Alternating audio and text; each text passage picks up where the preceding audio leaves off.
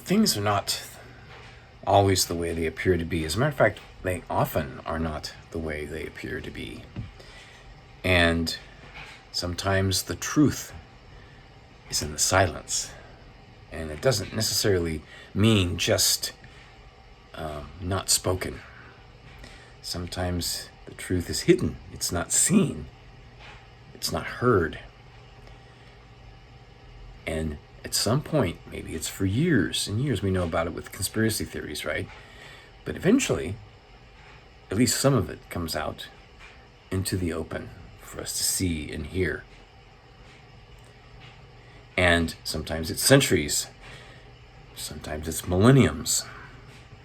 And something interesting has happened when Tucker Carlson went to Israel to speak with Mike Huckabee, the U.S. ambassador to Israel. It's something that many of us have wondered for a long time. And saying it right out in the open for the whole world to hear it and to see it for themselves. Now it's confirmed.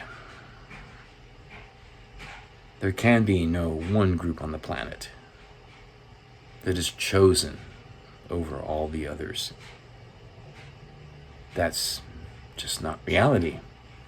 And yet, for millenniums, some people have believed it, and some still do. But people in the Middle East now, well, they've always been aware, but now the whole world sees. We definitely don't need war with Iran. We don't need war with anyone. And we certainly have to understand what this means if the U.S. would get into war with Iran. It would not benefit Iran, the U.S., or anyone but Israel. So I know you've probably seen this clip, but I just feel it's important to see it again. Make it one of the morning messages on the record. Saying this as a preacher's kid, I think this could be one of the biggest things that has ever happened in modern society. And if you haven't seen it, check it out right now. Does Israel have the right to that land? You've appealed to Genesis. Genesis 15 says it's Abram, it's pre-Abraham, it's Abram, receives from God the news that his descendants will inherit the land. And you tell me as the theologian if I'm getting this wrong, but from the Euphrates to the Nile.